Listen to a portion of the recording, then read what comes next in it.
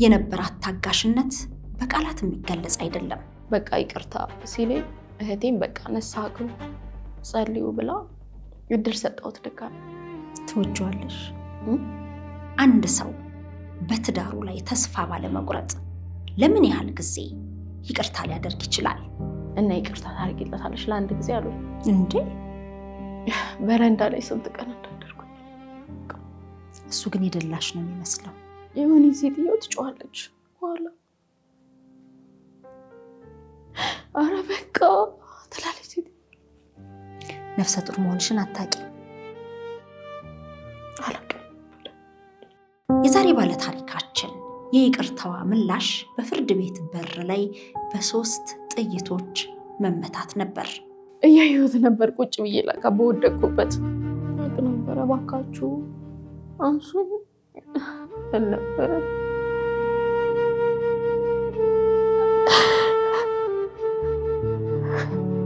ዶክተር ቃል ገባልኝ ነበረ በዛ ውስጥ እያለ እና ደከመኝ መኖር እንጃ እንዴት ልበልሽ። በቃ በጣም ነው የደከመኝ። ሰውነቷ እንደ ልብስ ተሰፍቶ በህይወት መትረፍ የቻለችው የዛሬዋ ወጣት አሁንም ግን በስጋት ውስጥ እንዳለች ትናገራለች። በወንጀሉ ተፈርዶበት ታስሮ ስለሚያስፈራራሽ ትፈሪያለሽ? አዎ እንደዚህ የሚያበቃም ሰሽ የእናትሽ ወደ ብትገቢ አታመልጪ ማለት ጀመረ። ልጆቹ የምደብቅበት ቦታ አልኳቸው። የሰቀቀን ህይወት። የዛሬ እንግዳችንን ሙሉ ታሪኳን እንድትከታተሉ በአክብሮት እንጠይቃለን። ለሸገር ኢንፎ አዲስ የሆናችሁ ሰብስክራይብ በማድረግ ቤተሰብ እንድትሆኑ እንዲሁም ደግሞ ይህንን ቪዲዮ ለሌሎች እንዲደርስ ላይክ፣ ሼር እንድታደርጉ በአክብሮት እንጠይቃለን። እስከ ፕሮግራማችን ፍጻሜ አብራችሁን ሁኑ። እንኳን ደህና መጣሽ። እሺ እንኳን ደህና ቆይሽ። እንዴት ነሽ? እግዚአብሔር ይመስገን ደህና ነኝ። ራስሽን አስተዋውቂልኝ። እሺ ስሜ እናት። ምንድን ነው የተፈጠረው? ፍርድ ቤት በር ላይ የልጆቼ አባት በጥይት መታኝ ብለሽ ዶክመንቶችም ይዘሻል። በጣም ከባድ ጊዜያት እንዳሳለፍሽና አሁንም በስጋት ላይ እንዳለሽ ነግረሽናል። ምንድን ነው የተፈጠረው? በእኔና በባለ ቤቴ መሀል የተፈጠረ አለመግባባት ነበርና መጀመሪያ ያው በትዳር እየኖርን እያለ መግባባት አልነበረም እኔና እሱ መሀል። በዛ ምክንያት ያው ቤተሰብም ሁሉም ሁሌ መጣላት ነው፣ ሁሌ ድብድብ ነው፣ ሁሌ በቃ ማለት በጣም ሃርድ ነበረ ህይወቴ። በጣም ሃርድ ነበር። በዛ ውስጥ 2 ልጆች ወንዶች 2 ልጆች ወለድኩኝ። ግን እንደዛም ሆኖ በቃ ምንም እድል ሰጠሁት እንዲስተካከል። የሚስተካከል አይነት ሰው አይደለም። በፋሚሊዎቼ መከር ነበረ። በጣም በጭራሽ ምክር የሚወድ ሰው አይደለም። ምክርንም ወይ የሚቀበል አይነት ሰው አልነበረም። በዛ እንዳለን 2 3 ሞክሯል። ማለት ከኔ ከተለየሽ ወይ ደግሞ የምትወጪ ከሆነ እገልሻለሁ ነው የሚለው የነበረው። በፊት አብረን በምንኖርበት ሰዓት በፊት ከትዳር በፊት በጓደኝነት እያላችሁ እንደዚህ አይነት ባህሪያት ነበሩት? ባህሪያት ይልሽ አሁን በዛን ሰዓት ጓደኝነት ብዙ አልቆየንም። ወዲያው የተጋባ ነው። በተዋወቅን ወራት 2 ወር 1 ወር ቢሆን 2 ወር ቢሆን ነውና ቀጥታ ወደ ትዳር ነበር የገባ ነው። ግን ወደ ትዳር ከገባሁኝ በኋላ ሃርድ ነበረ በጣም። በዛን ሰዓት እንኳን በጣም አደገኛ ሰው ነበር። ግን ያው እኔ ትዳር የሚለው ነገር እናትም ትልቅ ሰው ስለሆኑ እናቴ በቃ ማለት እንዴት ነው ትዳር ስገቢ ቶሎ የመውጣቱ እንትን አይኖርሽም። እና በዛን ሰዓት ትዳር ያስኩኝ። ከዛም በኋላ ወዲያው ነው ያረገዝኩት። እርግዝናዬም ደግሞ የሚገርመው ወዲያው ነበረ። ለምን ልጅ የሚል ፍላጎት ነበረው። እኔም ያው እንዴት እንደሆነ አላውቅም፣ አመንኩት። እንደዚህ እንትኑን አላውቀውም። እና እሺ ብዬ ትዳሩን ከጀመርን በኋላ ልጄን በተጋባን በ2 ወር ምናምን ውስጥ አረገዝኩኝ። እሱን ካረገዝኩኝ በኋላ ግን በጣም ቻሌንጅ ነበረው። ከዛ በኋላ ሽማግሌ ቤተሰብ ጋር መሄድ አለበት የሚለው ሀሳብ አመጣንና ሽማግሌ ተላከ ፋሚሊዎች ጋር። ዝም ብላችሁ አብራችሁ የኖራችሁ? ዝም ብለን ነበር ገብተን የኖር ነው። ከዛ ሽማግሌ ተላከ። ከሽማግሌዎች በኋላ እናቴ ያው አባቴ ለልጄ የሚያስፈልጋትን ነገር አርጉላት ምናምን ብሎ የሽምግልና እንትን ተባለ። እናቴ መልስ ነገር አረገች። የ8 ወር 9 ወር እርጉዝ ነበርኩኝ ልወልድ አካባቢ ልጅ የመጀመሪያ ልጄ። ከዛ ያን ፕሮግራም ተደርጎ እናቴ ጋር ሄድኩኝ። እቤት ተመለሰ ማለት ነው። ቀለል ባለ ነገር ገባሁኝ ቤት። ከዛ ልጄ ወለድኩስ። ግን በዛ ውስጥ ሁሉ በጣም ኃይለኛ ጸብ ነበር ገና ከመጀመሪያው። ከመጀመሪያው በጣም ኃይለኛ ጸብ ነበር። በጣም በቃ እኔ እንጃ ልነግርሽ አልችልም። ቤተሰቦቼን ንውሰዱኝ፣ ወንድሞቼ ድረሱልኝ፣ እህቴ ትመጣለች በባጃጅ ይዘው ያው ናዝሬት ባጃጅ ላይ ስላለ በቃ ሁሌ ማታ 9 ሰዓት ማታ 8 ሰዓት ደውላለሁ። በቃ ውሰዱኝ፣ ፋሚሊዎቼ ነው፣ ሄዳለሁ፣ እመለሳለሁ፣ ሄዳለሁ። በዚህ ሁኔታ ነበረ እየኖርኩኝ ነበር። ድረሱልኝ የምትይው ድብደባ እየደረሰብሽ ነው? አዎ ድብደባ በቃ እኔ መከላከላለሁ፣ ለመከላከል እሞክራለሁ። በቃ እንደዚህ ያደርግሻለሁ ይለኛል ሁሌ። እና በዛ ውስጥ ግን ልጅ አለ ወዴት መሄድ እችላለሁ? እና እናቴ ከዛ በኋላ ልጅን ከወለድኩ በኋላ ያረሰችኝ እናቴ ነበረች እኔ ጋር መጣ። እና ልጄ እንኳን አራስ ሆኖ እኔ ልጄን ይዤሽ ነው የምሄደው ልጄ ነይ ስትለኝ በጭራሽ ማዬ በቃ ማለት እንዴት ነው ልበልሽ ያንቺ ስሜት አይታዛጋ አንቺ ጋር ቁጭ ብላ ማለት ነው። እሱ ሊያሳልፍኩበት ከባድ ነበር። ያራሴ እናትሽ አይታለች ሁኔታውን? አይታለች፣ በጣም አይታለች ሁኔታውን እናቴ። እና በጣም አዘነች። በጣም አራስ ሳይሆን በቃ እንዴት ነው አንድ እንጃ እንኳን አራስ ሆነሽ አይደለም እንደዛ አይነት ነገር ማንም ሊያሳልፈው አይችልም በምትዩ ሁኔታ ያን ነገር አሳለፍኩኝ። ከዛም በኋላ እናቴ ጋር ሄዳለሁ፣ አርፋለሁ፣ እንታረቃለን። እናቴ ጋር ሄዳለሁ፣ አርፋለሁ፣ ይቅርታ ብሎ ይመጣል። እናቴ ጋር ሄዳለሁ፣ በቃ ይቅርታ አጥፍቻለሁ ይላል ማለት ነው። በዛ ውስጥ እየኖርን እያለ ስንት ጊዜ ለጥፋቱ ይቅርታ የጠየቀውና ይቅርታ ያረግሽለት ስንት ጊዜ ነው? ለጥፋቱ ይቅርታ የጠየቀበት በጣም ብዙ ጊዜ ነው። በጣም ብዙ ጊዜ እድር አልሄድም፣ እድር የለንም፣ ባልትና የለኝም፣ ከሰው ጋር አትገናኝ ነው የሚለው። ቤተሰብ ጋር እንዲሄድ አይፈልግም። በቃ በፍጹም ሰው የሚባል ነገር አይፈልግም። እኔ ብቻዬን ቤት ውስጥ ቁጭ እንድል ነው። እና የምትፈልጊው ነገር ይሄን እንትን ሆኖ አይደለም፣ ግን ምን ከሰው ጋር መገናኘቱ ምን ይጠቅምሻል ብሎ የሚያስብ አይነት ሰው ነው። እና በጣም ብዙ ጊዜ 100 ጊዜ ይሆናል እድል የሰጠሁት። ከዛም በኋላ ግን ከበድ ያለው መቼ መሰለሽ? አሁንም ውለጅ ይላል። ልክ የኛውን ልጅ ወልጄ በሁለተኛው ልጅ አሁንም ልጅ ካልወለድሽልኝ ይላል። ተው ግን ውለጂ፣ እማትወልጂው ለሌላ ነገር ነው፣ ሌላ ችግር ስላለብሽ ነው እማትወልጂው ይላል ማለት መድኃኒት ስወስድ። ከዛ ልጅ የ2 ዓመት ነው የ1 ዓመት ሆኖ ድጋሚ ያረጋዝኩኝ። ሆን ብዬ ያው ስላለ ስለፈለገ ቆይ እድል ልስጠው ነው። አሁንም እኔ ልጅ የሚለው በልጅ ብዛቱ ቢያንስ ባህሪ ይስተካከል ይሆን የሚለው ሀሳብ ስለነበረብኝ እና ግን እንደዛ አልነበረም። እውነታው ግን እንደዛ አልነበረም። እና ምን አለኝ መሰልሽ መጨረሻ ላይ ልጅሽን ከሌላ ነው እና እኔ አልፈልግም አለኝ። ሁለተኛ ስታረሽ? ሁለተኛ ሳረግ እና ምን ላርግ ስለው በቃ የፈለግሽውን አርጊ ያለኝ። የፈለግሽውን አርጊ። ቅናት ነው ከሰው እንዳትገናኝ? ቅናት ነው በቃ። ቤት ገብቶ እንዴ እኔ በቃ ማለት እንዴ ነው ልበልሽ ሰው መጥቷል ብሎ ነው ሁሌ የሚጠይቀኝ። በቃ ቤት ገብቶ ሰው መጥቷል። እኔ የምኖርበት ማህበረሰብ ጥሩ ማህበረሰብ ነው ማለት ይሄን ያህል እንደዚህ ነውር አጸያፊ ነገር የማደርግበት አይደለም። በዛን ጊዜ ያው ትዳር ክብር ነው። ወጣ ያለ እንትን ሲሆን ደግሞ ገጠራማ ሲሆን ወጋ አለ፣ የምታጠብቂዎች ነገሮች አሉ። እንደዚህ አይነት ነገሮችን እንትን የምትይበት ከተማ ምናምን አይነት ነገር አይደለም። ወጣ ያለች ነች እና እንደዚህ አይነት ነገር በፍጹም ሊደረግ አይችልም። ምን አይነት ድፍረት ቢኖር ነው እንደዚህ አይነት እሱ የሚያስበው አይነት ነገር የሚደረገው? በፍጹም አይደረግም። ከምን ተነስቶ ነው እሱ እንደዚህ አይነት ጥርጣሬና ምንም በቅናት? ከበፊቱም ነው። ምንም ምክንያት የለውም። ምንም ያየው ነገር የለውም። ምንም ያገኘው ነገር የለውም። ግን ዝም ብሎ በቃ ገና ለገና ስሎ ነው እንግዲህ ቤተሰብ ጋር ሄጄ እኔ እንጃ በጣም ከባድ ነው የእሱ ከባድ ነው። እና ሁለተኛ ልጄን አልፈልግም አለኝ እና ስለው አስወርቼው ትዳር ላይ ያለው ማለት ነው። ከዛን አትፈልግም? አዎ። ከዛን አባ ነበሩ፣ ንስሐ አባት ነበረኝ። በዛን ንስሐ አባቴ ጠሯቸው። እንዲህ ይለኛል ስላቸው ጸልየው ጸበል ረጭተው ምናምን ሄዱ። ግን በዛ ውስጥም አላረፍኩም ነበር። እኔ መተኛት አልችልም፣ መነሳት አልችልም።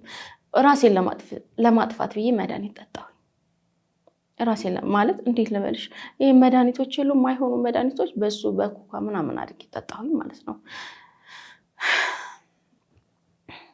ያንን ካረኩኝ በኋላ ቀጥታ እህቴ ጋር ነበር የሄድኩት እና እህቴ ጋር ሲሄድ አመመኝ። ሐኪም ጋር ሄድኩኝ። ተጨማሪ መድኃኒት ተሰጠኝ። እኔ ተረፍኩኝ። ልጄ ቀረ። ያለች በቃ ማለት ልጁን ለማስወረድ ነበር መድኃኒቱን የወሰድሽው? አዎ በቃ ማለት ብዙ ጊዜ ሆኖኛል በቃ አልፈልግም እያለኝ ነበርና በዛ ውስጥ እኔ ራሴንም ሊጎዳኝ ይችላል ያ መድኃኒት ልጁን ብቻ አይደለም ግን በራሴ ነው በቃ ተናድጄ ቤት ውስጥ ተበሳጭቼ ያረኩት ነገር ነው እሱ ነገር። ከዛ በኋላ ልጄ እንትን አለ በቃ ፌድ አረገ። ከዛ ሽማግሌ ላከ እሱ ማለት ነው። እህቴ ጋር ሽማግሌ ተላከ። ከዛም በቃ ይቅርታ አድርጊልኝ አሁንም ይቅርታ አድርጊልኝ ነው የሚለው። ከዛ ቪዲዮ እንትን ቀርጬው ነበር ሪከርድ እና በቃ ይቅርታ ማለት አላልኩም ብሎ ብዙ ጊዜ ይከድ ነበር። በቃ ይቅርታ ሲለኝ እህቴም በቃ ንስሐ ግቡ ጸልዩ ብላ እድል ሰጠሁት ድጋሚ። አሁንም ገባሁኝ ቤት ማለት ነው።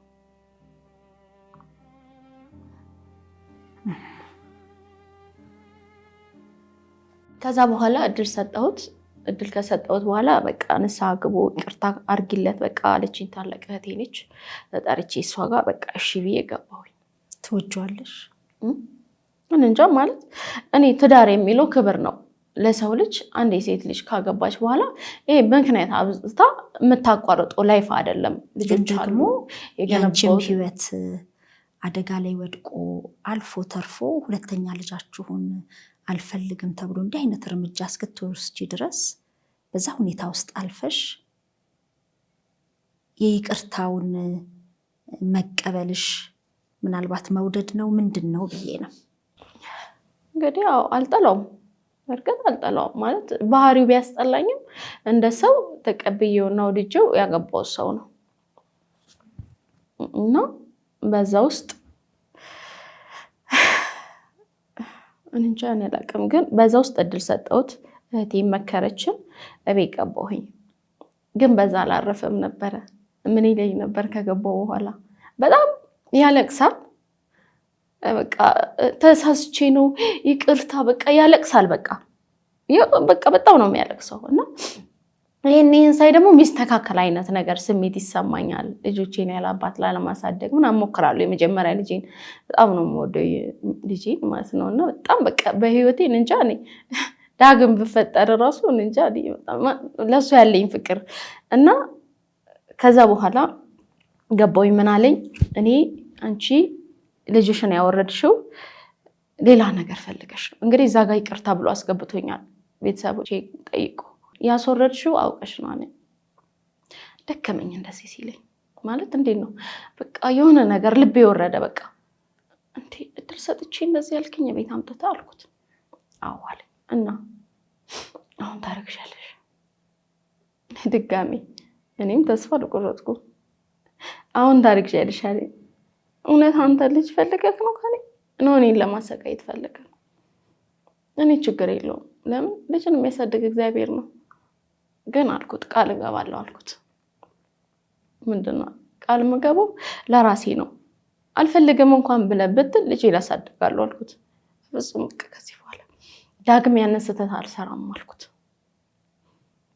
ልክ እንዳልኩኝ ልጄ እስከዛን ጊዜ በመሃል 3 ዓመት ይሞላዋል። እናቴ በመሃል እናቴ ትታመማለች እና እናቴ ሆስፒታል ጳውሎስ እያሳከምኳት 2010 ላይ 8 ዓመት ነው አሁን 2010 ላይ እና እሷን እያስታመምኳት ልጄ በዛው ቀረ። በመሃል መቅረቱን አላውቅም ግን ቃል ገብቻለሁ ባረግ ትቻለሁ። መድኃኒቱን በወልድ እንኳን በፍጹም መጥፎ ነገር አላረገም ብዬ በዛ ውስጥ እንኳን እንጣላ ነበር። እናቴን ሳስታምም ልጄን ትልቁ ልጄን እህቴ ጋር አርቄ ነበር እማስታምማት ነበር። እናቴ ታማ እናቴን ሆስፒታል አብሬያት ሳምንት 15 ቀን ቁጭ ብያለሁ ወንበር ላይ በዛ ውስጥ ግን እሱ ምን ይላል?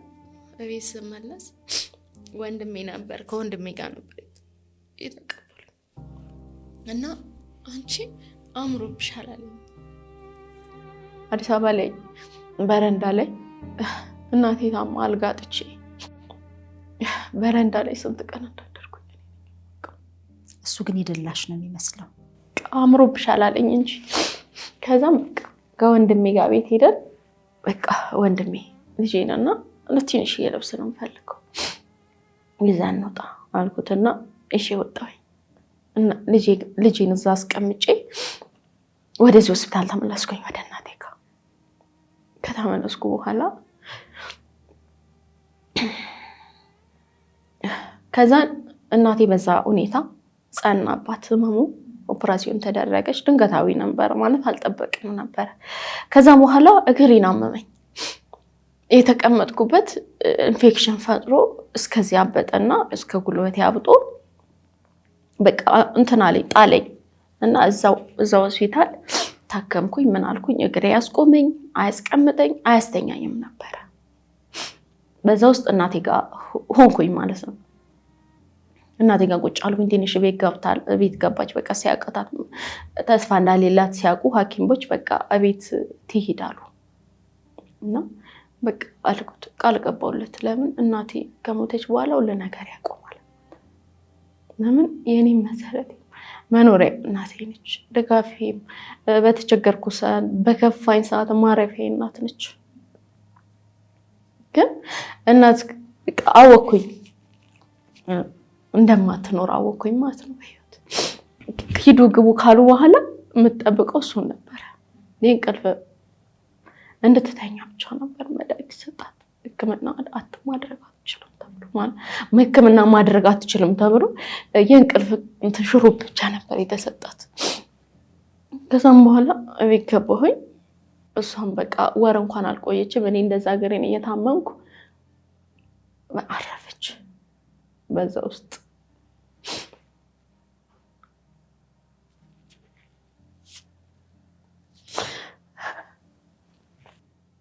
ነፍሰ ጡር መሆንሽን አታውቂም? አላውቅም።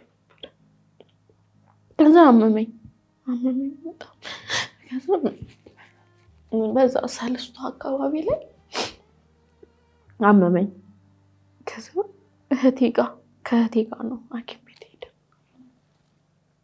የእናቴ ለቅሶ ላይ ያለው ማለት ነው። ሳይ ለካ አርግሻለሁ። አልከፋኝም። በቃ ማለት ደስ አለኝ። በቃ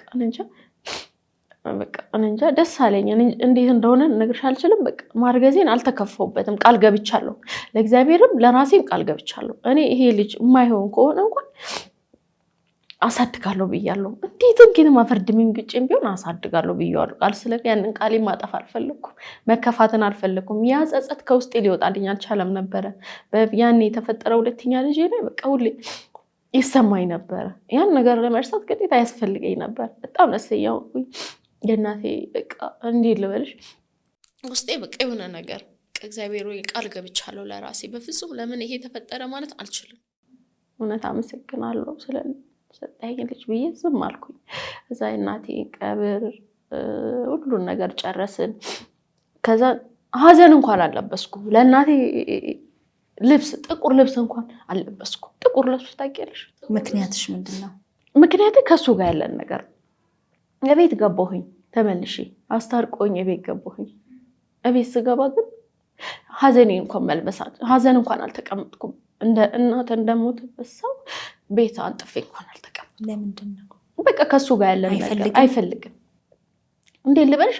በጣም እንዴት ነው ውስጡ እንትን የሆነ ሰው የለም ከመጀመሪያው እስከ መጨረሻ በቃ መልካም የማይሰማው አይነት ሰው፣ ይሄ ኮንፈርት የማይሰማው ሰው ሲመጣ ደስ የማይለው አይነት ሰው ነውና ብቻ እንደዛ ነበረ። እድርም ባልተናም አልነበረኝም። በቃ ብዬ ብቻዬን ነበር ያሳለፍኩት። በቃ ብዙ ነገር አለ ሴት ልጅ እና በዛ ውስጥ እያለሁ ልጄ እንደምንም ብዬ እዛው ቤት ሆኜ ልጄን ልወልድ ተዘጋጀሁኝ። ከዛ ማርገዝሽን ስትሲያውቅ ምን አለ? ምንም አላለም። አርግዣለሁ ስለው ምንም እንደ ኖርማል ነው ያየው። በቃ እሱ እንደ ኖርማል አየው። ምንም ደስታ ማዘንም ምንም አይታይም ፊቱ ላይ። ግን አልኩት መጣላታችን ስለቀጠለ የሱ መጥፎ ነገር ስለቀጠለ ምን አልኩት እኔ ቃል ገብቻለሁ ልጄን እንደምንም ብዬ አሳድጋለሁ አልኩት። በወልደው ደግሞ እዚህ ቤት ውስጥ ነው እዛው ቤቴ ማለት ነው የምንኖርበት ቤት ውስጥ። ከዛም በዛ ግብግብ ውስጥ ሄጂ ሰራተኛ ፈለኩኝ ራሴ እርጉዝ ሆኜ መታከሰኝ ብዬ ፈለኩኝ። ወይ ትከፍላለህ ግዴታ ነው ትከፍላለህ አልኩት። ትልቅ ሴት እግዚአብሔር ይባርካት። እግዚአብሔር እንዴት ልበሽ እናት ምትክ የምትሆን መጣችልኝ። መልካም እሷም ከቤተሰቦቿ ነበረ አልታጋጣሚ ወጣ አታውቅም። ትልቅ ነች በእድሜ መጣች። ሳገኛት አይደለ አይኔን አላሽም ይዣት ገባሁ ቤት እና ከዛ ገፉ እህል ገዝቼ ነበረ ያጃ እህል ምናምን አዘጋጅቼ ነበረ ራሴ ቤት ውስጥ። ከዛ ሳምንት ሲሞላት ጭቅጭቅ አነሳ ቤት ውስጥ። እሷ ሁሉ ተናዳ በቃ እንዴት ተኝቼ እንግዲህ አራስ ላይ ተኝቼ የማይሆን ነገር ነው የሚያደርገው። ንግግሩ በጣም ያስጠላሉ። ይሄ ለአራስ አይደለም በቃ። ከዛ እኔ ግን ወስኛለሁ አይደለ በራሴ ላይ ስለወሰንኩኝ ቁርጠኛ ሆኛለሁ። ቢከፋኝም ባይከፋኝ እበላለሁ ያገኘሁትን እና ያለውን ትሰሪልኛለሽ ብያታለሁ። እውነትም እንዳልኩኝ እንታረግልኛለች ተርባምና እንታረግና አጃታ 15 ቀን አግዛኛለች። አረሰች እግዚአብሔር ይባርካትና አንዳንድ ጓደኞቼም የሰፈር ሰዎችም መጡ አዩኝ እና እንደዛ ያለ በመሃል ልጄ የ8 ወር ነው ምናምን ሲሆን መጣ። አንድ ቀን ከቤት ወጥቶ ነበር አይደለም ከስራ እንደዚህ ተጣልተን ወጥቶ ማለት ነውና ከስራ ተመልሶ መጣ። ፋሲካ ነበረና ብር ስጠኝ የሚል ነበር ጸቡ። አልሰጥሽም የራስሽ ጉዳይ ብሎ ወጣ። እግዚአብሔር ይስራን ይስጣልኩት እንዴ ነው ያልኩት። በአለም ስለነበረ ልጆቼም ስለነበሩ ያትንሹም ስላል እግዚአብሔር ይስራን ይስጥ ብዬ ወጣና ምን ሆነ ተመታ። ተደባደበና ደበደቡት። ይሄ ነገሩ ሰነጠቁት ማለት ነው። እንደዚህ ስራ ቦታ ላይ ነው። ልክ ሲደበድቡት በዓል ሆኖ ስራ ነበር። በዓል እየደረሰ ገና እኮ ፋሲካ ላስቤዛ ነው የጠየኩት። በዓል ስለነበረ ብር አምጣ ነው ገና እንግዲህ ፋሲካ ሲመጣ ገና የምናዘጋጀው እንደዛ ነበረ። በዛ በዓል አካባቢ ሊደርስ አካባቢና ከዛ የራስሽ ጉዳይ ምናምን ብሎኝ ወጣ። ከዛ እግዚአብሔር ይስራን ይስጠብዬ ሲወጣ እዛ ስራ ቦታ ይጣላና ደብድበውት እዚህ ጋር ሰንጥቀውት ምናምን እዛው ከጓደኞቹ ጋር መሰለኝ አስረውት ይደውልልኛል። ለካ ስልኬን አላየሁት። እንግዲህ ተጣልተናል። ከዛም ጎረቤት ደውሎ እባክሽ ትድረስልኝ እናት ምን ዋስ አስፈልጎታል ምን ሆኖ ታስሯል፣ በዛ ላይ አልተሰፋለትም ቁስሉ ተባልኩኝ። ያው ግዴታዬ ነው ተነስቼ ሄድኩኝ። በኋላ ሳይሆነትም ታስሯል እስር ቤት ውስጥ። በቃ እኔ ዋስ ሆናለሁ መታወቂያሽን አምጪ ተባልኩኝ። መታወቂያ ሰጠው። ኃይለማርያም ወንድሙ እኔ ጋር ነበረ።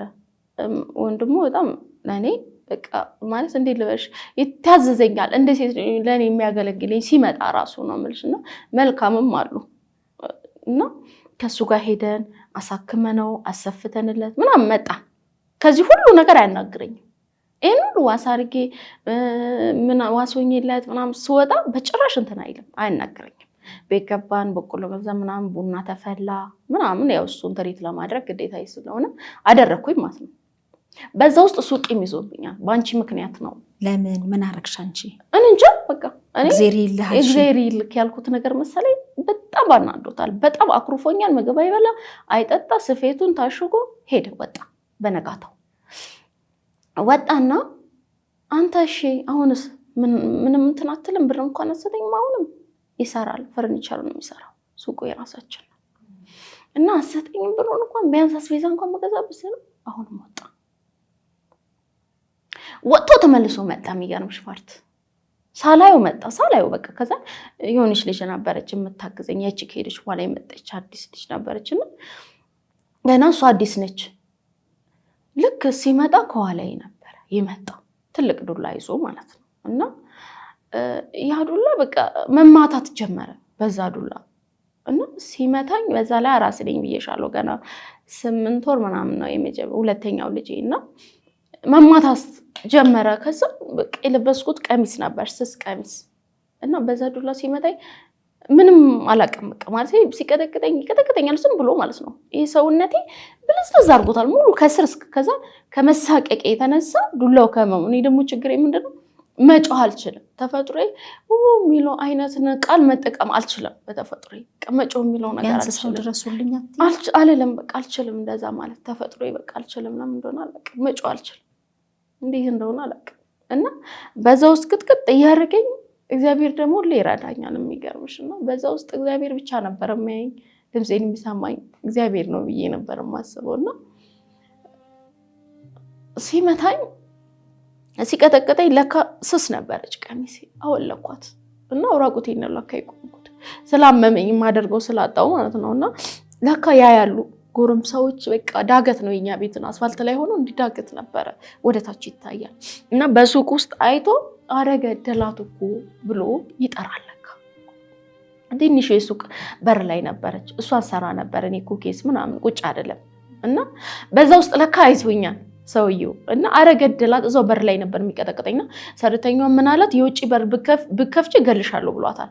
ቆማለች ጥግ ይዛ እሷም አትጮህም።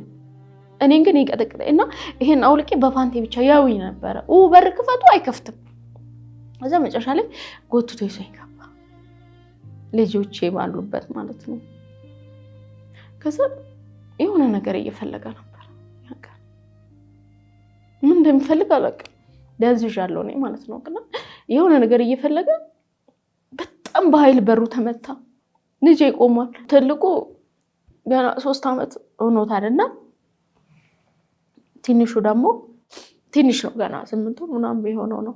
ከዛ የሆነ መሳቢያ ከፍቶ የሆነ ነገር ሲፈልግ በኃይለኛ በሩ ይመታል። ከህዝቡ ተሰብስቧል ውጪ ላይ ጥልቅልቅ አርጎታል። በቃ ዘሎ ደንግጦ ወጣ። ሮጦ በሩን ከፈተ። እኔ እግዚአብሔር ነው እንጂ ይሄን ያደረገው በፍጹም የሰው ልጅ ነው ብዬ አላስብም። ደንግጦ ራቁትሽነሽ እኔ ራቁቴ ነኝ። በቃ ፓንትን የለበስኩት ከላይ የለበስኩት ነው። ራቁቴ ቆሜያለሁ። ከዛ በኃይለኛው በር ሲመታ ልክ ደንግጧል። ደንግጦ ዘሎ ሰው የገባ መስሎት ይመስለኛል። ዘሎ ገብቶ ሄዶ ከፈተ። ሲከፍት ያዙት። ቁም አለው። ዘመናውበት አካባቢ ማሰለውን ከነ አንተ እንደዚህ እሷን እንደዚህ የምታረጋት እንደነካ አንተ አለ። እስር ቤት ወደ ጣይባ ወሰዱት። ከዛ አንቺም ልጅሽን ይዘሽ ነው የተባልኩ። ልጅቷንና ልጆቼን ይዤ ወጣሁኝ። ትልቁን ጓደኛዬ ጋር አስቀምጬ እዛ ጎረቤት ሄድኩኝ። ሲሄድ ታሰረ። እጅ ከፍንጅ ነው የተያዘው በቃ ተባልኩኝ። ታሰረ 3 ዓመት ያለ ምንም ምክንያት 3 ዓመት ይፈረድበታል ተባለ። አስጠር ከዛ ሂጂ በቃ ወደ ቤትሽ ዳሪ ሲሉኝ ፈራሁኝ። እሺ ብያለሁ ግን ፈራሁኝ። መጨረሻ እንዴት ልዳር ብዬ ጓደኛዬ ጋር ሄድኩኝ። እዛ እስር ቤት እኮ ነው ያለው ግን ያ ተጽዕኖ እንትን ፍራቸው ስላለብኝ ብቻ ፈራሁትና ጓደኛዬ ጋር እዛው ጎረቤት አደርኩኝ። ከዛ ሰውነቴ ፎቶ ተነሳ። ምን አለ ጣይባው ላይ እሱ ታሰረ ፖሊሶቹ። ከዛም በነጋታ ውስጥ ጠሩኝ። ከዛን በምን ነበር ሲሉኝ እንዲጠይቀው ነው የተጣላነው አልኳቸው። አሁን አለኝ ያለምንም ምስክር ያለምንም ነገር እስር ቤት ይገባል፣ ይፈረድበታል 3 ዓመት። አንቺ ደግሞ ልጆች ይዝሻል፣ ስራ አለሽ ሲሉ ትንሽ የሱቅ ውስጥ ነው የምሰራው እና ለልጆች ምንም ሴቶች ስለሆኑ ፖሊሶቹ የነበሩ ሴቶች ናቸውና ሊያስፈልግሽ ይችላል አንዳንድ ነገር እና ይቅርታ ታርጊለታለሽ ለአንድ ጊዜ አሉኝ። እንዴ ማለት ያው ፍላጎቴን እኮ ነው የሚጠይቁልኝ። ይታሰር ወይስ ምንድነው ሐሳብ? ወንጀል እኮ ነው የፈጸመው አይደል? ወንጀል ነው የፈጸመው ግን የኔ እንትን ይወስናል።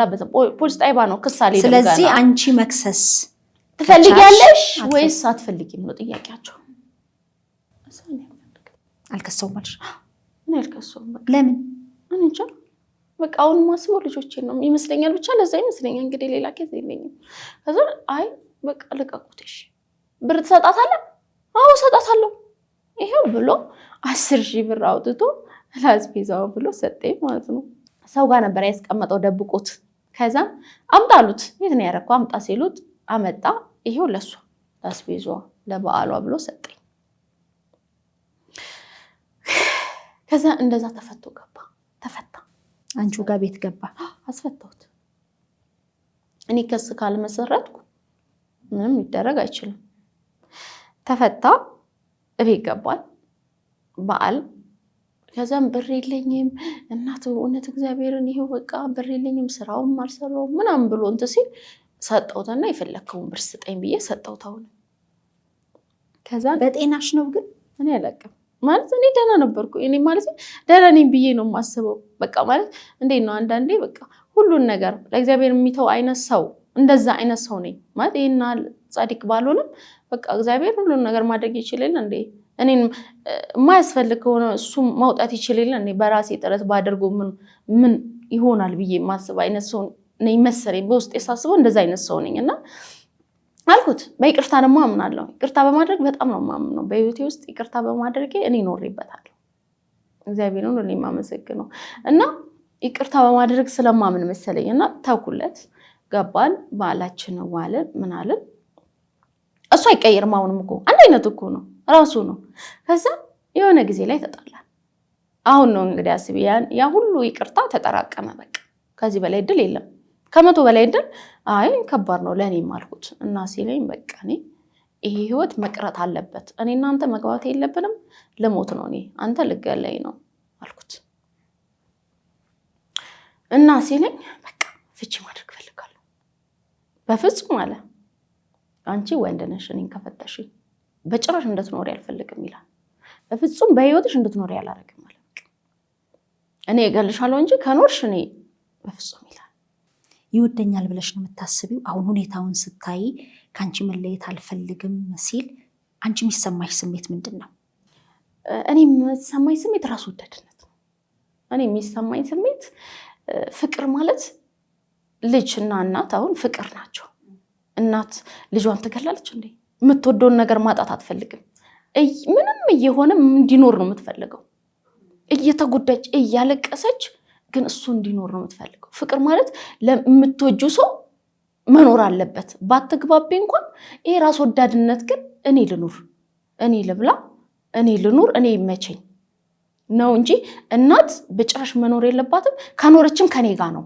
አይሻደል ለምን ለሱ ምቹ ነው ላይ እሱ የኔ ባህሪ የሆነ ነገር ተመችቶታል አይሻደል ራስ ወዳድነት እኔ አሁን የራሴ ይሁን ሰውን የሚቀማው ለምንድን ነው የራሱ ለማድረግ ነው አይደል የሆነውን ንብረት እኔ ሌባው ነው ሲቀማ ምንድነው እሱ ማይረገው ለራሱ ጥቅም ነው ራሱን ሊያሳድግበት ነው አይሻል ያን እሱም የኔ ላይፍ የሚጠቀም እኔነቴን የሚጠቀምበት ለራሱ ነው ይኖርበታል ያ ነገር ከቀረ ግን በፍጹም ያቺ ሴት እድል ሊኖራት አይገባም መሞት ነው ያለባት እንዴት ነው አንድ ሰው ሞቶ እኔ እንግዲህ ስሞት አፈር ነው ሞኖ አይደል አፈር ከሆንኩ በኋላ ምንድነው ጥቅሙ ለሱ ይጠቅማል እኔ ምድር ላይ ይልሁም ምንድነው ጥቅሙ ለሱ መሰለሽ እንዴ ነው በቃ የበላይነት ይሰማዋል ብዬ ራስ ወዳድ ነው በቃ ኦሬዲ በጣም ራስ ወዳድ ነው ብዬ ነው የምገልጸው እንደዚህ አይነት ነገር እንጂ በፍጹም እኔ ፍቅር ማለት እኔ ፍቅር ለሰው ስኖር ሰውን ትሪት ታረግ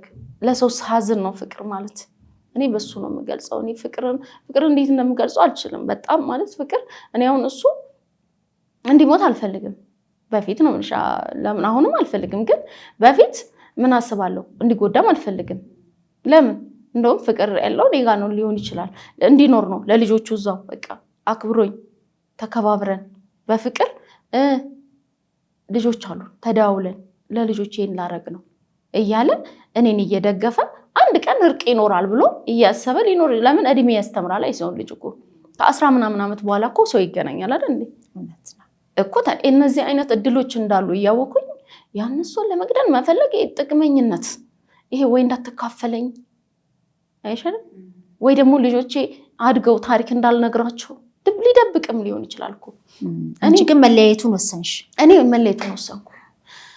መለያየቱን ወሰንኩኝ ፍርድ ቤት ሄድኩኝ ከዛ ፍርድ ቤት ሲሄድ መጣ ለመጀመሪያ ጊዜ መጥሪያ ተሰጥቶት መጣ ቀረበ ልጆች ናቸው ሚስት ናቸው ምን እንደምትፈልገው አይ ብትታረቀኝ ደስ ይለኛል ነው ያለው እዛም በቃ ሞክሩ እንግዲህ እድል ይሰጣል ሞክሩ ብሎት ሄደ እቤት ደግሞ ከፋሚሊዎች ጋር በጣም ሰላም አይደለም ስለሽ ሰላም አይሰጣቸውም ለነሱ በጣም ነው የሚረብሻል ለኔ ለወንድሞቼ ጭራሽ ሰላም አይሰጣቸውም የእሷ ክፍለ ሀገር ነው ሀገሩ። እኔ ደግሞ ፋሚሊዎቼ እንዳለ እዛ ናቸው። ጭራሽ ሰላም አይሰጣቸው። ጭራሽ ወንድሞቼ ጋር እየደወለ ብዙ አይነት ነገር በቃ ዛቻ፣ አከሌን ነው የምገልብሽ፣ አከሌን ወንድምሽን አንዱን ገልብሻል፣ እህትሽን እገላለሁ፣ እንዲሁ ነበር የሚለው። ሰላም አጡ። ከዛ እኔ በቃ እናንተን እንትን ከምል እኔ ይሄ ነገር ቢያበቃስ አልኳቸው። ቢያበቃስ ብዬ በራሴ ውሳኔ ወደ ፍርድ ቤት ሄድኩኝ። ፍርድ ቤት ሄጄ ፍቺ አደረግን። ተስማሙ ብሎ እድል ሰጣችሁ? ጊዜ ሰጣችሁ? ጊዜ ሰጥቶን ነበረ። ጊዜ ከሰጠን በኋላ እሱ አልመጣም። እሺ ብሎ ከወጣ በኋላ በስልክ አናገረኝ። እኔ ጨርሻለሁ፣ 100 በላይ እድል አይሰጥም፣ አክብሬያለሁ፣ እንደ ሰው መግባባታችንን፣ ዘመዶች አሉኝ፣ ፋሚሊዎች አሉኝ፣ መክረውሃል፣ ነግረውሃል፣ ግን ማስተካከል አልቻልክም። ስለዚህ እኔ ከዚህ በላይ መሞትን አልፈልግም፣ መኖር ነው የምፈልገው። እስካሁንም እግዚአብሔር ነው የጠበቀኝ ስለው እስቲ አንቺ ወንድ ነሽ አለኝ። እሺ ብዬ ሞት መረጥኩኝ። በቃ አሁን ላይ ሞትን ነው የመረጥኩት። እኔ ብሞትስ ምንድነው ከዚህ በላይ ምን አለ ብዬ ማለት ነውና ከዛ ፍርድ ቤት በሁለተኛው ሄድኩኝ። አልመጣም። በሶስተኛው ተቀደደ። ፊርማችሁ ተቀደደ። እሱ ባሌለበት የለም። ልክ ሲቀደድ ንብረት ዝርዝር ተባልኩኝ። ንብረት ዝርዝር ተብዬ ንብረት ዝርዝሩን ይዤ ጓደኛ አለችኝ እና ጓደኛ የገዛ ሰፈር ምኖርበት ሰፈር ትንሽ ይራራቃል ከፋሚሊዎቼ እና እዛ ሄድኩኝ። 2012 ላይ ማለት ነው። እና እሺ ሲሄድ እንዴ እናት ወይ ስላ ምን ነው ስትለኝ አይ እኮ ንብረት ዝርዝር ይዤ መጥቻለሁ። ሰውዬው አንድ ላይ መጀመሪያውን ቀን ብቻ ነው የቀረበው እና አልመጣልኝም አልኳት። ሄዷል እኮ ልጅ። የት ሄደ? ቤቱ የራሳቸው ከስተን ነው። የራሳችሁ ቤት ነበር፣ ኪራይ አይደለም። የት ሄደ አልኩት። እንዴ ከተማ ወጣ ያለች ልጅ ከተማ ታርቀን ነው ብሎ እቃውን በአይሱዚ እና በሆነ ነገር ጭኖ ወጥቷል አልኳት። አለች። አሁንም የሚለው እግዚአብሔር መልካም ነው ውስጤ። ቃይ እግዚአብሔር መልካም ነው። ማርያም ሄደ።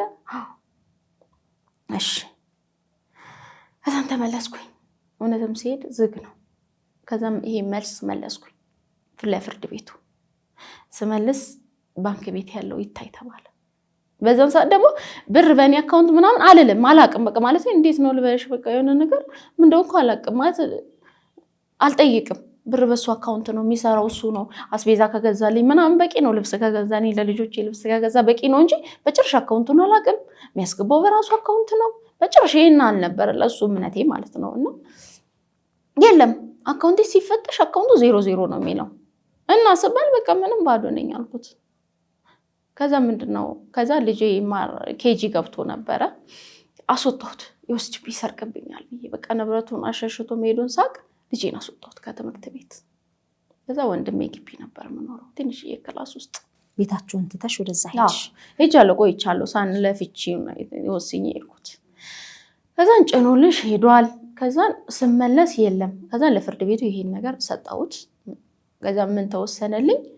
እሱ ስላሌለ ቤቱን አከራይተሽ ለልጆች ትምህርት ቤት ከፈይ ተባልኩ። ከዛን ስፈልግ ያው ተወሰነ። እሱ ቀለም ምናምን ማያርም ሳይካል ተገኘ ቀለም ምናምን ቁረጥ አይባልም የለም ሰውየው ጭራሽና እሱ ሲወሰንልኝ ቤት ኪራይ የሚከራይ ፈለግኩኝ ምናምን ነው ተከራየልኝ። ትንሽ ብር ስንት ነው 2000 ምናምን ብር ነው ምናምን ተከራየችልኝ። ከዛ ያን አመት ልጄን ትምህርት አስቀርቼዋለሁ ብዬሻለሁ። ያን አመት ተውኩኝ። 2012ን ተውኩት። ከኔ ጋር የሆነች ነገር እየሰራው ወንድሞቼ የገዙልኝ ነበረች ፀጉር ቤት እቃ። እሱ በሷ እየሰራው እዛው ወንድሜ ግቢ ይኖራል። ከዛም በቃ አላስተኛኝም፣ በቃ አላስቀመጠኝም። ከዛ በኋላ ማስፈራራት ጀመረ። መሳሪያ ልቡ ላይ አድርጎ ይልክልኝ ነበረ፣ ፎቶ እያነሳ በቴሌግራም ብቻ የሚደረገው ነገር እኔ እንድፈራ ነበር፣ እንድሰጋ። ከስራ ስገባ የሚከተለኝ ሰው ነበረ ከጀርባዬ። በቃ ረጅም መንገድ ነው የሚሄደው ማለት ነው። ረጅም ስልሽ የሆነ ሰፈር ውስጥ እንዴ ነው ቤቴ እስከምደርስና በዛ ውስጥ ግን ይከተለኝ ነበር ያ ሰው። በቃ እንቅልፍ የለኝም። የሆነ ጊዜ ምን አደረገ? ማታ ለሊት 9 ሰዓት ላይ ዝናብ ቀን ነበረ። ልጆቼን ይዤ በተኛሁበት ጣራ ላይ ድንጋይ፣ የድንጋይ ናዳ ማንም አይሰማም። ዝናብ ነው፣ ኃይለኛ ዝናብ ነው። እና ጣራ ላይ ድንጋይ በጣም ይመታል። ከምሽቱ ወደ 9 ሰዓት ምናምን ከሌሊቱ እና ከዛ ደውዬ ወንድሞቼ ድረሱልኝ፣ እባካችሁ ድረሱልኝ። እንግዲህ አስቢ እነሱ ያሉት ትንሽ ሰፈር ውስጥ ሆነ ትንሽ እንራራቅ። ድረሱልኝ ወንድሞቼ ድረሱልኝ ስላቸው ቀስ ብሎ ሲመጡ ራሳቸው ሪስክ አደጋ ላይ ጥሎ ሲመጡ ይጠፋሉ። ብቻሽን ነበር የምትኖሪው? አዎ ልጆቼን ይዤ ብቻዬን ነበር የምኖረው በዛ ሰዓት። እና የሆነች አጋዥ ልጅ ነበረች ያኔ ልጆቼ የምጠብቅልኝ ትምህርት ቤት ስለማይሄዱ በቃ ሰው ካሌለ እኔ ጥያቸውን በር ቆልፌ ነው የምወጣው እንጂ በፍጹም እንትን ማለት አልችልም። ከዛ አሁንም መጡ። ከዛም በደጋታው ደግሞ የለም ብሎ ሲያስቡ እነሱ ሲተኙ ልክ 6 ሰዓት ቀይሮ ሰዓቱን በዛን ሰዓት እነሱ ሲጠብቁ የሚጠብቁት አሁን ተኝተው በዛን ሰዓት ሊመጡ ነው ሊጠብቁ ሊያዩ ማለት ነው። ግን የተደረገው ምንድነው 6 ሰዓት። አንቺ በምናብሽ ነው ወይስ የእውነት እየሆነ ነው? የእውነት እኮ ነው። የእውነት ባይሆን እንዴት ለወንድሞቼ ስደውላለሁ? ምናልባት ድንጋጤ ከዝናቡ ጋር ፈርተሽ እንደው ብዬ እሱም አይደለም እውነታዊ ነገር ነው ይሄ። እና ከዛ አሁንም ናዳው እኮ እንትን ብቻ ጣራ ብቻ ይመስልሻል? መስኮት ይመታል። ላሜራ ነው የኔ በር፣ እንደዚህ ላሜራ በር ነው። መስኮት ይመታል። ያ የድንጋይ ናዳ ሁሉ ቤት ውስጥ ግቢ ውስጥ አለ እኮ። ጠዋት ስንነሳ ድንጋይ የተመታበት በሩ ያስታውቃል እኮ። ከዛ እንደወለልኝ እሱ መሆኑን ያወቅኩት ነይ ውጭ አለኝ። በዛ ምሽት በቃ ራሴን ለመሳት ትንሽ ነው በቃ። እንግዲህ አስቢ፣ ለልጆቼ ነው ማስበው፣ ለራሴ ነው። እኔ ለልጆቼ ነው። እኔ ምንም አይደለም ለኔ ሁሌ መኖርን መጓጓበት ለልጆቼ ምክንያት ስለሆነ ማለት ነው። እና ያ ነገር ተፈጠረ። ሲደርሱ አሁንም ይጠፋሉ። ለምን? እነሱ ተዘጋጅተው ነዋ፣ ተደብቆ ስለሆነ ይሄን ነገር የሚያደርጉት። በቃ ከዛ መሸሽ ጀመርኩ። ወጣለሁ፣ የሆነ ቤት ገባለሁ። አሁንም ወጣለሁ። ናዝሬት ነች ሲሉኝ ደብረ ዘይት ገብቻለሁ። እሄዳለሁ ደግሞ ከደብረ ዘይትም ደግሞ ፈራለሁ፣ መተኛት አልችልም። ከእንደገና ወደ ታች መለስና ናዝሬት የሆነ ሰፈር ገባለሁ። በቃ እናቴ የት ነሽ ሲሉኝ የሆነ ቦታ ነኝ። የት ነሽ? የሆነ ቦታ ነኝ። ምን ነው? በቃ ይኸው እንደዚህ እያደረገኝ እንዲህ እየላከልኝ ሊገለኝ ነው። ተረጋግተሽ እንዳትኖር ይሆንሽ? አዎ በጭራሽ። በቃ ልጆቼን እቅፌ ውስጥ ከትቼ እንዴት ነው አልወጣቸው? እንዴት ላድርጋቸው? እሮጣለሁ። መሮጥ ነው በቃ፣ መባከን ነው በቃ። መስራት እየቻልኩ በፍጹም መስራት አልችልም። ሰላም የለኝም፣ እረፍት የለኝም። መፍራት ነው በጣም ነበር። ከዛ በዛ መሀል ውስጥ 2013 ላይ መጣ። እንደዛ እያሳደደኝ አውቃለሁ እንደሚያሳድደኝ እያሳደደኝ፣ አሁንም አላረፈም። ለካ ከሰረ። እሱ የት ነበር የሚሰራው? ወደ አዲስ አበባ ገብቶ ነበረ። ጥርግርግ አድርጎ ንብረቱን ካሸሸ በኋላ ወደ አዲስ አበባ መጥቶ ነበረ። ከዛ በኋላ ምን አደረገ? ያንን ሁሉ ነገር ለካ በአንድ ዓመት ውስጥ ዳሜጅ አድርጎት ብሩን ምኑን ካስሮ የቤቱን ይዞ የቤቱን ዕቃ ራሱ ምን እንዳደረገው አያውቅም። ምን እንዳደረገ አላውቅም። የሆነ ነገር ሰርቶ ታስሯል ተባለ። ለካ ስሰማ ከዓመት በኋላ ዓመት አካባቢ ማለት ነው። ታስሮ ባዶ ራቁቱን ሆኖ ከእስር ቤት ወጥቶ እናቱ ጋር ሄደ። እናቱ ደወለችልኝ። ልጅ ያለች ወይ ያልኳት መጥቷል፣ ቅርታ ታደርጊለትም ትለኛለች። አሁንም እኔ እኮ ቅርታ አንዳንዴ ታውቂያለሽ እንዴት ነው ማለት፣ አሁን ለምሳሌ የሆነ ታሪክ ሰምቼ ነበረ። ልጅቷን ፊቷን አበላሽቶ እስር ቤት ተፈርዶበት ከወጣ በኋላ አገባችሁ። ሰዎች ብዙ ነገር ማከራከሪያ አንስቶ ነበረ። በምን ምክንያት ፈርታው ነው ያገባችሁ? አንዳንዶቹ ደግሞ ፍቅር ነው ብሎ የሚያወዛጋቢ ነገር ተነስቷል። እና የኔ ታሪክ በዛ ውስጥ ምንድነው በዛ ውስጥ መምጣቱ ደግሞ ለኔ የባሰ አስፈሪ ሆነብኝ። ያን ነገር ካስሮ ባዶ እጁን ምናምን መሆኑን ሳቅ ደግሞ ጭራሽ ፈራሁ። በቃ መምጣቱ ሳቅ ፈራሁ፣ ደነገጥኩኝ በቃ። ከዛ ይከተለኛል አሁንም ድጋሜ ማለት ነው። ጭራሽ ሰላም የለኝም በቃ። ይደውላል፣ ይከተለኛል በሰዎች በተለያየ። ከዛ መሞቴ ነው በቃ አወኩኝ። በቃ እንዴት እንዳወኩኝ ግን አላውቅም። ማለት ውስጤ ነግሮኛል። እኔ በቃ መሞቴ ነው። ስለዚህ ምንድነው እድል ያለኝ እኔ ልጆቼን እሺ ይቅርታ አድርጌልሃለሁ ብዬ እኔን ከሚገለኝ ቤቱ ይመለስና ልጆቹን ትቼለት እኔ የሆነ ሀገር ብሄድ አስጣፍቼ እሱ ልጆቹን ቢያሳድግ እኔ ሞቼ ሜዳ ላይ ከምቀር ብዬ አሰብኩኝ። ከዛ ለቤተሰቦቼ ሳልነግር መጣ። ሲመጣ እኮ መሳሪያ ይዞ ነው የመጣው። እና እናቷ አናግራኛለች ብዬሻለሁ። ይቅርታ አድርጌለት ብላሻለች። ልታረግለት ወሰንሽ? ላረግለት ወሰንኩ። በቃ ለምን መኖር አልቻልኩማ። ስታስቢው እየኖርኩም አይደለም፣ ማሞቴ አይቀርም። እየኖርኩ አይደለም፣ እያሳደደኝ ነው፣ ከኋላዬ ነው። በጭራሽ በፍጹም የትም ሀገር ብሄድ ልጆቼን ይዤ መሄድ አልችልም። የትም ሀገር መኖርም አልችልም። አውቃለሁ ይሄንን በቃ ብዬ ያሰብኩትን ነው። ምንም ከለላ የምታገኝበት ምንም አይነት ነገር የለም። እዛው ሰፈር ውስጥ ነኝ። ምንም አይነት ነገር የለም። ምንም አይነት በቃ እንጃ እንዴት ልንገርሽ፣ ምንም አይነት ነገር የለም። ያርኩት በቃ እሱን የወሰንኩት ልጆቼን እዛ አድርጌ ቤት ያለኝን ነገር ሁሉ የቤቴን ዕቃ ያስተካከልኩትን ጤፍም ነበረ ምናምን አድርጌ ቀጥታ ምን አደረኩኝ ቤት አስገባሁት። ዕቃው እሱ ሳይመጣ አለም መጥቷል እንጂ እዛው እሱ ገብቷል ቤት። ሰውየው የተከራየው ሰውዬ አልወጣ ብሎኝ ጊዜው ወሩ ሳያልቅ እኔ ገባሁኝ። ዝም ብዬ ያለውን ነገር ነገርኩት ሰውየው እና እባክህ እንዲህ ስለሆነ እኔ ምንም መኖርም አልቻልኩም። ያለኝ እድል ይሄ ብቻ ነው አልኩት። ቤተሰቦች አያውቁም ነበር ይሄን ሳረግ። ለምን መተኛት አልቻልኩም። ልጆቼን ማሳደግ አልቻልኩም። በጭራሽ እፈራለሁ። ወንድሞቼ ድረሱልኝ ነው በተኛውበት በቃ ድረሱልኝ ነው። ምንም በቃ እንጃ እኔ በቃ እንዴት ነው ልበሽ በቃ ስሜቱ ከባድ ነበርና በዛ ውስጥ አሳልፌ ገባሁኝ ቤት አስገባሁት። ተነጋግራችሁ ነው ወይስ በቃ ዝም ብሎ ገባ?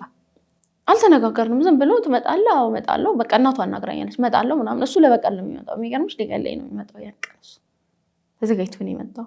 አንቺ ግን ልጆችሽን ለሱ ትተሽ? እኔ ግን ልሄድ ነው በቃ ማለት እኔ መኖር ፈልጋለሁ። እሱም ልጆቹን ያሳድግ፣ ቤቱም ንብረትም አያስፈልገኝም። ብር መሽቶሽ አሽርቶ ይል ልጆቼን ይዤ ግን እኔ መኖር እንደማልችል አውቃለሁ፣ እንደማያኖረኝ። አሁን ደግሞ ጭራሽ የባሰ ነገር ውስጥ ስለሆነ ያለው በቃ ይገለኛል አስቤያለሁ። በዛ ልጆቼን አስገባሁኝ። እህቴ ህልም አየች፣ የሆነ ህልም አየች። የገባው ቀን ሊገለኝ ለካ መሳሪያውን ይዞ ነበር። ከዛ አንቺን እኮ እገልሻለሁ አለኝ። የገባው ቀን ምሽት አልኩት። አይ ከምገለኝ ራሴን ባጠፋ ይሻለኛል። ገመድ ይዤ ተነሳሁ። ቤተሰብ አያውቅም፣ ማንም አያውቅም የቱ ጋር እንዳለው። ልጆቼ ብቻ ነበሩ። ከዛ በቃ እኔ ራሴን ባጠፋ ይሻለኛል አንተ ከምገለኝ አልኩት። በዛ ግብግብ ውስጥ ጎረቤቶች ያዳምጡኝ ነበረ። ከዛ መጨረሻ ላይ በቃ ምናምን በሚለው አውርተን እንደዚህ ያንን ወንጀል ሳያረግ አደርኩኝ። በቃ እንዲሁ እንደተቃጠለ ማለት ነው። ማለት በዛ ውስጥም እግዚአብሔር እየረዳኝ ነው ብዬ ነው የማስበው እንጂ በፍጹም ማንም ከልካይ የለውም። እሱ በዛን ሰዓት ያንን ለማድረግ ማንም አይከለክለውም። ምክንያቱም ገባሽለት ገባ በቃ አግኝቶኛል። በቃ እንግዲህ ያን ቀን ራሴን አጠፋለሁ ማለት ለሱ እኔ እንጃ። እኔ እግዚአብሔር ወይ እንደንትን ተጠቅሞት ይሁን እንዴት እንደሆነ አላውቅም። አንተ ከምገለኝ አልኩት ገመድ ይዤ ራሴን ባጠፋ ይሻለኛል። ለምን ለቤተሰቦቼ አልነገርኩም። ስመጣ ተደብቄ ነው የመጣሁት። የት እንዳለው አያውቁም። እዛ ውስጥ ተገድዬ እንኳን ቢሆን ኖሮ ጭራሽ ማንም አያየኝም፣ ማንም አይከፍትም ነበር።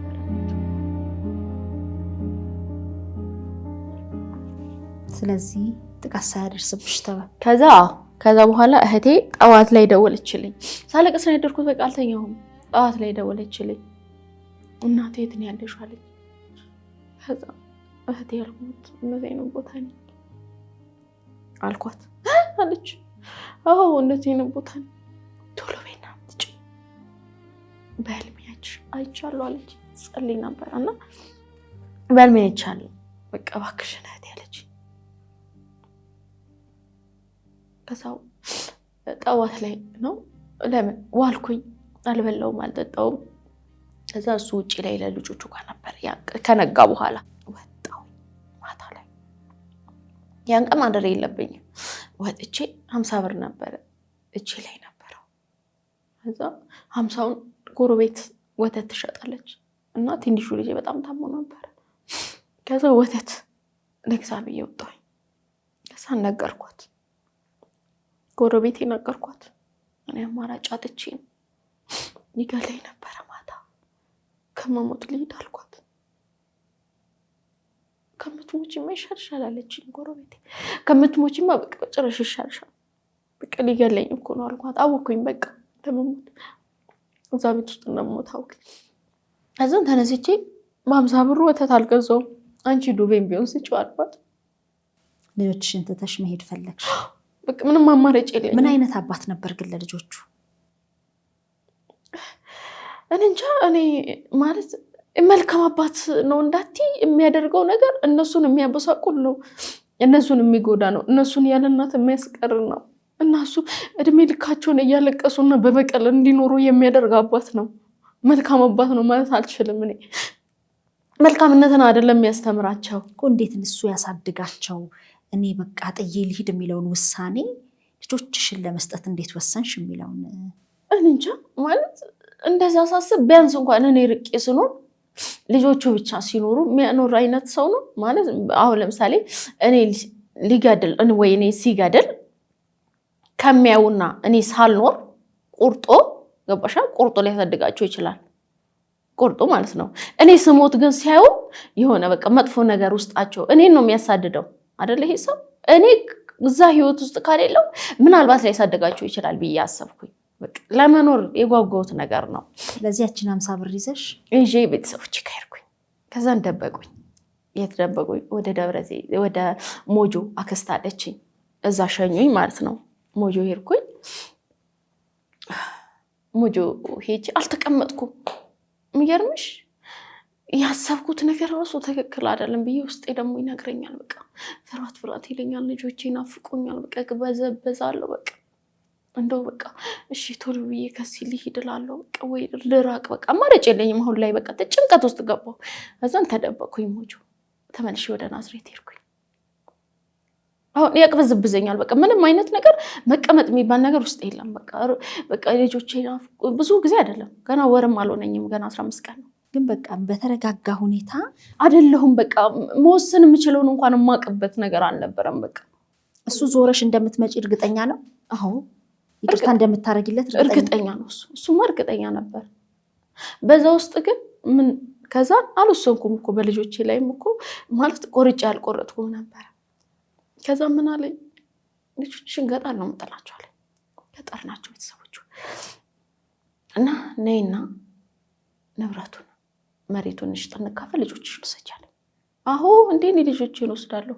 መጀመሪያም ያሰብኩት ነገር በቃ ሲጨንቀኝ እንጂ ለካ ትክክል አይደለም። ውስጥ ያመነበት አይነት ነገር አይደለም። ያሰብኩት ነገር ትክክል አይደለም በፍጹም። ከጭንቀት የሚመጣ አንዳንድ ነገር ከጭንቀት ብዙ ነገሮች ይመጣሉ። ገባሽ? አንዳንዴ ትክክል ነው የወሰንኩት ብለሽ ስትወስኝ ለካ ትክክል አይደለም። አምጣልኝ አልኩት። አንድ ቀን መስከረም ወር ላይ ማለት ነው ተደብቄ ያለ ነይ በቃ አለኝ። በዛ ውስጥ የትም አልሄድኩም። ትደዋወላላችሁ? ደውሎ ሁሌ ይከታተለኛል። ይፈልገኝ ነበር። የት አለች ብሎ ይከታተለኝ ነበረ፣ ይደውልልኝ ነበረ። በቃ እዛ ያለሁበት ቦታ ሁሉ እንትን ሊለኝ ማለት ሊገለኝና በዛ ሁሉ ውስጥ ነገር ምን እንደማደርግ እኔ በቃ አላውቅም። እንዴት ነው እብድ ሰው ትቀር እንዳበደ አይነት ሰው ነበርኩኝ። በቃ ማለት ራሴን አልሳትኩም እንጂ በቃ የሆነ ጉድጓድ የምፈልግ አይነት ሰው ነበርኩኝ። ያንን ጉድጓድ ግን መግባት የምፈልገው ከነ ልጆቼ ነበረ። ማለት እንዴት ነው የሆነ ነገር ውስጥ ግን ያም አልተሳካልኝም ነበረ። አማራጭ የለኝም ነበር። ምንም አይነት አማራጭ የለም። ከዛን ደወለልኝ። ሄሎ ንብረት ያለችው መሬቷ ሸጠ፣ ልጆችሽን ውሰጂ ሲለኝ ደስ አለኝ።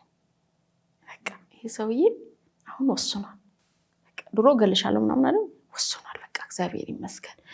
ልጆቼን ውስጄ የሆነ ሀገር ሄጄ ሌላ ክርስቲያን ቢሆን የሆነ ቦታ አስቀምጫቸው የሆነ ቦታ ሄጄ እሰራለሁ፣ እኖራለሁ። በቃ ደስ ውስጥ የሆነ ነገር ተሰማው ማለት ነው። ግን የሆነ ጥርጣሬ ግን አለ። እንዴት እንደዚህ እንትን ሊላ አሰበ ብዬ ማለት ነው። ከዛ ነይ ብሎ ሲጠራኝ በዓል ነበረ፣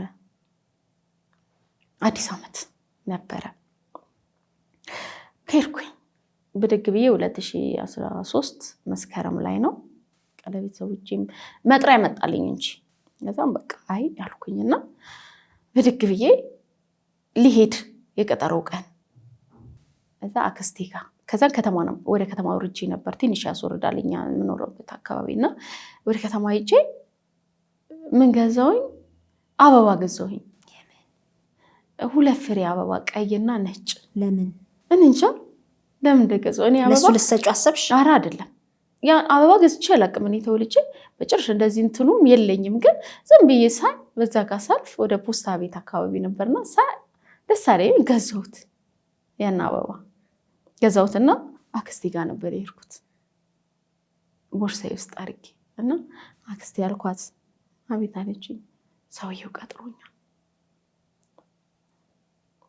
እና ምን አሰብሽ አለች። እሄዳለሁ ልጆችሽን ውሰጂ ብሎኛል ያልኳት 15 ቀን ምናምን ቢሆነኝ ነው።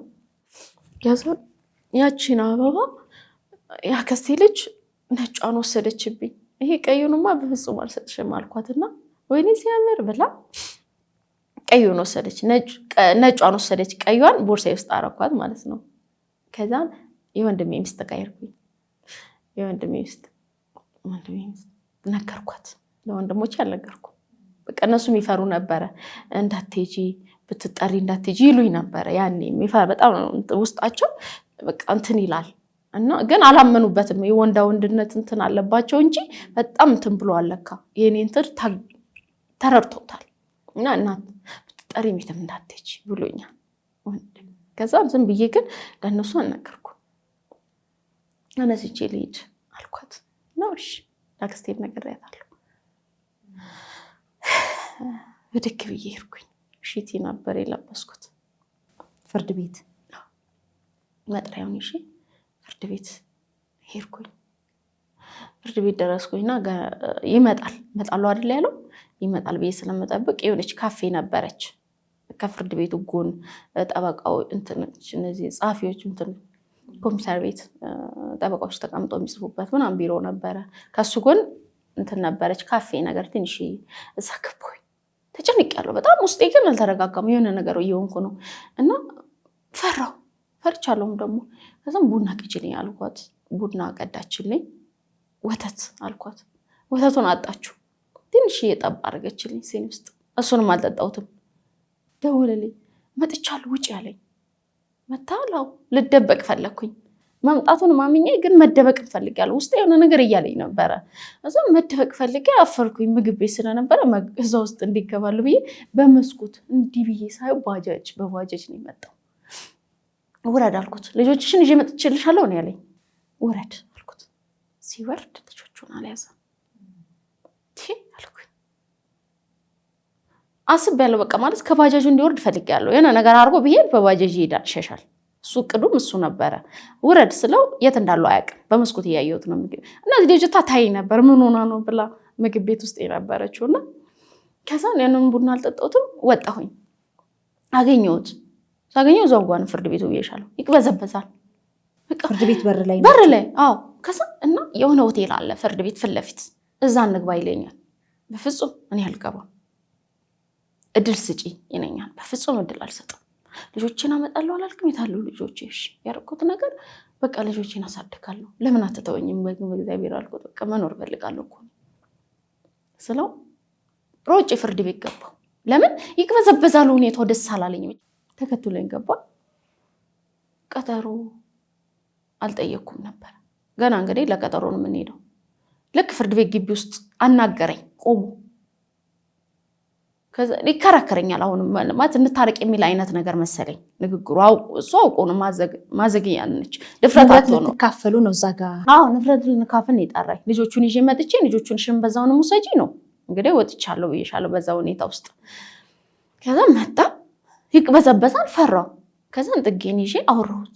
ካወራም በኋላ ለካ ሳወራ ወጣት ልጅ ለቀጠሮ ይሄድና ለብቻው ወንበር ላይ እሱ ጠበቃው ይገባና እሱ ይቀራል ይመስለኛል። እና ቁጭ ብሎ እያየኝ ነበረ። ይሄ ፍርድ ቤት ችሎት ሳንገባ ውስጥ ሳንገባ ግቢ ውስጥ ገብተን ገና ለችሎት ጥሪ ያለኝ ተጠርቻለሁ እና ገና ሰዓት አልደረሰም። እሱ ግን እያናገረኝ ነው። ያስጠራኝ እሱ ስለሆነ ማለት ንብረት አንካፈል እንታረቅ ነው የሚልሽ እያለኝ እዚህ ሆቴል ገብተን እናውራ ሲለኝ በፍጹም አልገባም ብዬ ዘልዬ ወደ እንትን ውስጥ ገባው ለማውራትም እንዲመቸኝ። እኔ በድንጋይ ነው ያሰብኩት እንጂ ድንጋይ ውስጥ ምናምን የሚማታ ነው የሚመስለው። ለምን ተቅበዘበዘ። ሲቅበዘበዝ ደስ አላለኝ። ፍርድ ቤት ስገባ እያየኝ ነበረ ያ ወጣቱ። ከዛ በኋላ ነው የሚነግረኝ እና እያየኝ ዝም ብሏል። ግን ጥራት አይነት ስሜት ተሰምቶታል ውስጡ። ምን አገባሽ ቢለኝስ ምን አገባክ ቢለኝ ሰውየው ብዬ ፈራው ነው የሚለው። ከዛ በኋላ ስጠይቀው ማለት ነው። እና ከዛ በኋላ ስጠይቅ ፍርድ ቤት ገብቼ ምንም አይነት ቀጠሮ የለሽም በዛሬ ቀን ተባልኩኝ። መጥሪያው ምንድን ነበር? መጥሪያው ጥሪ ነበር መጥሪያው። ከዛ እንዴት ቀጠሮ የለኝም? እንግዲህ ቀኑን አላየሁት ይሁን ቀጠሮ የለሽም ተባልኩ። ያ ቀጠሮ የለኝም ወጣሁኝ። በቃ ያም ወጣት አላናገረኝም፣ አላናገርኩትም፣ ወጣሁኝ። ልክ ወጥቼ እየሄድኩኝ እኔ የገባሁበት ካፌ ውስጥ እኔ ከወጣሁኝ በኋላ ወደ ፍርድ ቤት ከሄድኩኝ በኋላ ሰዎች ነበሩ። እሱም ለካ ቀጥታ የገባው እዛ ነበረ። ሲቪል የለበሰ እንትና ፖሊስ ነው፣ መከላከያ ነበረ። ምግብ ምሳ እየበሉ ወደ 8 ሰዓት ነው ሰዓቱ። ከዛም በኋላ ነው በቃ ሁሉ ነገር የተፈጠረው ማለት ነው። እና በዛን ሰዓት ያ ነገር ከተፈጠረ በኋላ ማለት ከተነጋገርን፣ አንቺ ተነጋገርሽ፣ ቀጠሮ የለሽም ተባልሽ፣ ጥለሽው ወጣሽ። ወጣሁኝ። መንገድ ላይ እየሄድኩ ነው። መንገድ ላይ ከፍርድ ቤቱ ርቀሽ ሄድሽ? አልራኩም። በቃ ፍርድ ቤቱ እንዲህ ስትወጪ እቺ እኮ ብላለች ማስገቢያ ያችን አለች፣ እንደዚህ የምታስኬደው ትንሽ ስቴፕ ነች። አንድ 10 ቤቶች 5 ቤቶች ቢሆኑ ነው። እሱ ደግሞ የህግ አካላቶች የሚሰሩበት ነው። ከዛ ውጪ አስፋልት ነው፣ ታክሲ የሚጠብቅበት ነው። ወደ አስፋልቱ እየሄድኩ ነው እና እኔ የገባሁበት ካፌ ውስጥ ነበር እሱ። ለካ እዛ ተደብቆ መሳሪያውን አቀባብሎ እየጠበቀኝ ነበር። እሱም ተከትሎሽ ፍርድ ቤት ገብቶ ነበር? ገብቷል። አልተፈተሸም። እንግዲህ ሳወራ ልጁ አይቶኛል ብዬሻል። ግቢ ውስጥ ነው ያየኝ። አልተፈተሸም። እዛ ጋር ራሱ ፈርቶ ነው እንጂ በፍጹም ያን ነገር ማድረግ ይችል ነበር። እርግጠኛ ነኝ ፈርቶ ነው ብዬ የማስበው። ዘሎ ይወጣ። ወጥቶ ግን የት ገባ? እዛች ካፌ ነው የገባሁት። እኔን ነበር የሚጠብቀው። ለካ ቀድሞኝ እዛ ገብቷል። እዛን ወይኔ አልኩኝና በቃ ሸወደኝ ብዬ የሚለውን ሀሳብ መጣልኝ። ሰው ጋር ደውዬ ሸወደኝ እኮ እያልኩኝ ስልክ እያወራሁ ወደ አስፋልት እየሄድኩ ነበር። ከዛ የሆነ ድምፅ ሰማሁ። ምን አይነት ድምፅ ነው የሰማሽው? እንጃ ማስታወስ አልቻልኩም። እሱን ድምፅ ብቻ ሰምቻለሁ። እርግጠኛ ነኝ እንደሰማሁ። ለምን ባልሰማ ኖሮ አልዞርም ነበረ። በዚህ በቀኝ በኩል ነበር የሚሄደው። እሱ ያለው በቀኝ በኩል ነው፣ በጎን ላይ ነው። ከዛ ዞርኩኝ። ወደ እኔ ዞርኩት። እሱንም አለፌ ወደ ፍርድ ቤት ነው የዞርኩት። ምን አይነት ድምፅ ሰምቼ እንደዞርኩኝ አላውቅም። ስዞር ግራዬን ሰጠሁት ለሱ። እንዲህ ያው ለምሳሌ ከቀኙ እንዲህ ስዞር ወደኋላ ግራሽ ነው ወደሱ ወደ ጎን ስለሆነ እዚህ ጋር ያለው ግራዬን ወደ ግራዬን የሆነው እሱ የቀረው ማለት ነው። እና ድምፅ ሰማሁኝ፣ የሆነ ሽምቅቅ የሚያደርግ አይነት ድምፅ። አላየሁትም። እኔ መዞሬን ብቻ ነው የማውቀው። ቦታዋ ጎድጓዳ ቦታ ነበረች። እዛች ቦታ ላይ ቁጭ አልኩኝ። በቃ እንጃ እንዴት ነው የመደንዘዝ አይነት ስሜት ነበር የተሰማኝ። የደንዘዝ የሚያደርግ አይነት ነገር። በድምፁ ብቻ ነው የደነገጥሽው? ለምን ተመትቼ ነው እንጂ መቶኝ በጥይት። ትክክለኛና ተአማኒ የሆኑ መረጃዎችን ወደ እናንተ ወደ ውድ የሸገር ኢንፎ ሚዲያ ተከታታዮች የምናቀርብበት ቻናላችን ሸገር ኢንፎ ነው። ታዲያ ሸገር ኢንፎን ሰብስክራይብ አድርገዋል? ቤተሰብ ይሁኑን። ለአብሮነታችሁ ከልብ እናመሰግናለን። ላይክ፣ ሼር በማድረግም ለሌሎች ያጋሩ። ሸገር ኢንፎ ሚዲያ